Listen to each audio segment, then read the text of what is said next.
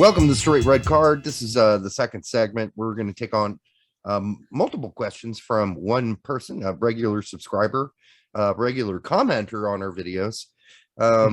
Regular subscriber.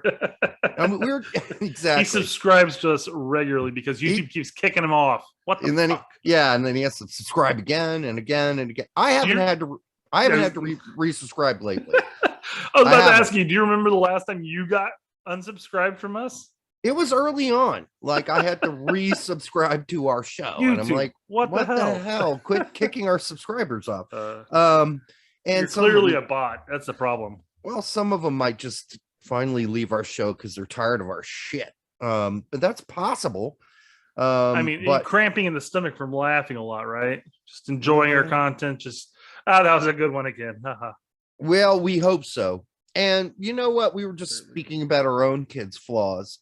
And how they might tell on us. My kids are out of the house. They're way too old for that shit now. You have young ones around, little kids. But I remember when my brother was in like second grade, and my dad was he's a retired colonel and now, but at the time he was a professor at West Point. All right, big deal, USMA. And so one of the class assignments was my brother had to draw a picture of his dad. Okay. So he draws my dad, and then he draws about 100 cans of beer up to the ceiling on the photo. And so they ask my brother, so your dad drinks a lot? And he's like, oh yeah, he drinks a lot. And so so they pass this on, right? And my dad has to fucking go to some meeting where they want to talk about his alcoholism.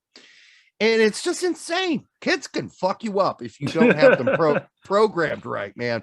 They can tell on you and make you look like an ass. My dad never drank that much beer. Never. All right. Maybe it's supposed to be like Coke cans or something. Do you have a Coke problem? Coca-Cola problem? No, they asked him what is he drinking? And he said beer. Lots of beer. Lots and lots. So, and you know, what's lots to a kid though? I mean, I know. I mean, if it's more than 3 drinks a night, I'm fucked. I mean, totally. My brother understood exaggeration by turning like three beer cans into like 100 beer cans, but it looked really bad. And I do remember back in the day, my dad used to, drive while he drank those little light beers in his car. Back then, this is the 80s. It's a great way to stay hydrated, in all honesty, though. Well, with those beers, it is. There's almost no alcohol in them at all. So, yeah, times have changed. You can't do that anymore. You don't casually drink a beer in your car. My dad did drink a lot of beer, but he drank the shittiest beer, and it was like 3% alcohol. He might as well have been drinking water his whole life. So the question comes from a guy named, and he's the regular guy, T. Hanley 44 or Thanley 44. Ah, yes.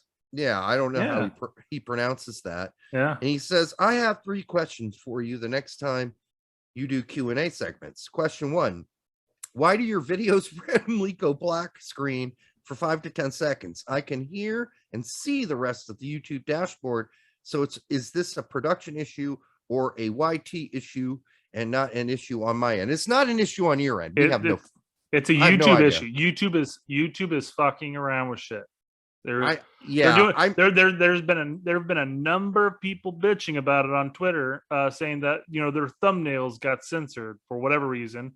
And I imagine that there's a number of the memes that you post on there, the GIFs, if you will, that simply are getting flagged and censored. That's all I can think of whenever I see it, because that's what I thought too when I saw it go black. I'm like, no, I still hear us. It's not my side. It's fuck you, YouTube. And it's not in the master video, so it's got to be YouTube. Basically, I am using either a GIF, or a picture, a photo from that I've searched and found or whatever that doesn't pass their copyright laws. So one of the ones that was blacked out last time was the big old official logo and page for Picard, the show. And that was CBS, I swear to God. that was blacked out. Not a big loss on our part. Let's just stop talking about Picard. Loss on their part, stupid fucks. That was going to promote your fucking free advertisement. Your stupid show, of which I'm on segment. I'm on episode, not episodes. Ditch it. Ditch it now. Segment 7. I'm gonna watch it. I'm all in at this point. I know I am a putz. That's Jewish for penis. If you don't know, putz is puke. Yeah. So, and then the second question, I like your guys' thoughts on the biennial World Cup proposal by Uncle Arsene. He's speaking of Arsene Wenger, and he's not the only one thinking about it and talking about it. We're hearing about it from FIFA as well, and they want a World Cup every 2 years. I don't know. Wouldn't it kind of not be as special? I feel like that kind of waters it down a bit. I'm the U.S. missing out on the 2018 World Cup hurt. Yeah, that hurt us deeply, and there were enough fans that got pissed off about it. But what if it was every 2 years? If you missed one, you're just like, yeah. Whatever. We'll get it next time. We got a year and a half qualifying coming up. We're good. I'm not a fan of it. It is a cash grab. It's the Superliga. It's a Superliga for FIFA at this point. And I'm just like, don't fuck with it. Fuck with it. Just keep it going the route it's going. It's making a shit ton of money for you FIFA fucks. And the fans love it. They love the drama that comes with it. They love the matches that happen. And if you're one of the poor saps like the US or Italy or Holland and everything like that, and you miss out on it, you come back the next cycle ready to go. And it's going to be fast. Yeah, it's going to be fast as fuck too. And then that'd be insane. You literally are talking about a 1 year worth of qualifying that you just got to throw in there. Then you're there. You're at the prepare cup. For the World Cup. Done with the World Cup. You're immediately back into qualifying again. That's just it's no. I mean, in a selfish way, since I'm old, that would mean I would get to watch a lot more World Cups before I die. More odds in your favor for the U.S. actually winning a World Cup is what it is. Well, it could. The U.S. won't win one by the time I die. Well, if we double it up, maybe. I mean, and listen, I don't care about dying. Dying's fine. But I'd like to see as many World Cups as I can before I die.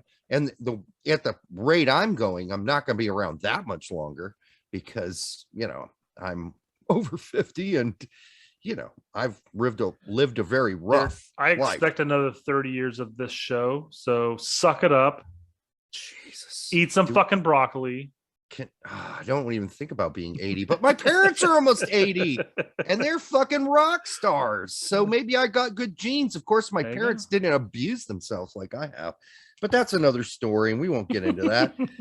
What was his question? He had another one. I think this is going to be about the women's national team, which you and I are pretty ignorant about. Listen, folks, we don't have a lot of time to cover the women's national team. We watch the games, we watch the World Cups, but want them to succeed, want them to do well. Yeah, but we don't. It's hard enough covering all the Yanks abroad, covering the men's national team, covering MLS. I mean, what fucking extra time do you want us to use? And on top of that, Derek and I we partook in developing a USL squad, our team here. That's right. So I mean, in all honesty, before jumping into the women's game, I feel like jumping back into the USL would probably be a more suitable waste of time, a more suitable use of time. Just because we have a connection there, So yeah, I mean, we do. We were part of starting the Brickyard Battalion and Indy 11, and we were deep in that shit too. It wasn't like we were just outsiders. We were, I think, an important part, and I'm not bragging. I'm just saying we were an integral part of building both of those things. And they're still around. So they lasted, which meant we built a good foundation. Remember when everybody's like, oh no, don't start chapters of BYB. Yeah. It's just BYB. That's it. You can't have chapters. I'm like, no, fuck it. Let people have their own identities, their own way to think, their own. And it worked out. Well, in that sense, there are a couple of chapters within the Indianapolis area, of course, but then you're talking about Kokomo, you're talking about Fort Wayne, you're talking about South Bend, Evansville. I mean, we had chapters all across the board. There's no way you could just blanket them all in there because they didn't have the same identity. They didn't have the same thought process. And quite frankly, when you're saying like, oh, it's BYB's watch group in Evansville, it's like, no, this is insert BYB chapter name here, Yes, exactly. You're allowed to build your own identity. That's important, I think, for people. I wish corporate America let that happen more often than they do, but they don't. But we'll get into that in another segment, maybe never. All right, maybe never. And this, but always. But yeah, just to answer the question. We don't know enough of it. I didn't read the question, but I thought no, I didn't. And the question was that, well, I read it to you earlier. Maybe that's the problem. Not on the show. And that is, he wanted our insight on some move that U.S. Soccer made with U.S. Women's National Team and U.S. Men's National Team contracts being serious or a legal stunt aimed to help their case versus the U.S. Women's National Team. I have no fucking clue, dude. I have not read a word about this story, and I'm not gonna even jump into something I have no clue about. So I'm on Twitter enough, and I know a little enough to be dangerous, I guess, of saying something ignorant and stupid. So I won't say much of anything outside of the fact that what he's probably alluding is that USSF came out and stated publicly on Twitter saying that they were publicly offering the women's national team and the men's national team the same contracts, and then that they would talk about splitting the FIFA earnings. Okay. And then the U.S. Women's National Team's Player Association came back and said that was just a public stunt. And then USSF chimed back saying not quite like the stunt of creating a 90-minute video for HBO Go. It's just, yeah, it was just like, okay, I'm not jumping in this circus, guys. Listen, like you, it's not like I'm completely ignorant. All right. I'm not feigning ignorance. What I'm doing is saying I know about it, but I haven't bothered to dig in deep. I haven't looked at all of the numbers. I don't know. Yeah, I don't know. So I'm not going to give you an opinion about something I don't know enough about. Now, you can argue I should care about it more, and I do care about it. But like I said, we've got jobs and we've got this show, which already is taking up all of our fucking time. So anything I give effort to outside of this is pretty minimal. And if I'm going to give something a minimal amount of attention, I'm not going to pretend like I know what I'm talking about and make a comment on this show. And then he goes on and says, this is Thanley 44. He says, and yes, Picard Series 1 sucks. Please don't get me started on Star Trek Discovery. Yes, you're right. The series is not good. I will agree with you. I'm watching it. I'm on the 7th one or something, my 8th one or somewhere along the line. It's not great. I admit it. I'm just getting my jollies, getting to hang out with Jean-Luc Picard every night for a couple episodes. So it's listen, I'm not endorsing the show. Go back and watch Next Generation, man. Just ditch this, go back to the I've already watched all the Next Generation. Watch it again. Stuff. It was like 6 or 8 seasons worth. Just go back and watch that shit. Enjoy it for what it's worth. I couldn't fathom spending time watching something that I'm like, yeah, it's not good. But I'm still going to sit down and watch it. Okay, listen, it's not good. Like I see its flaws. Okay. Is it entertaining? Yeah, it is. It is. It's like it's a cheap date. I shouldn't have said that. It's a cheap something. All right. It's easy.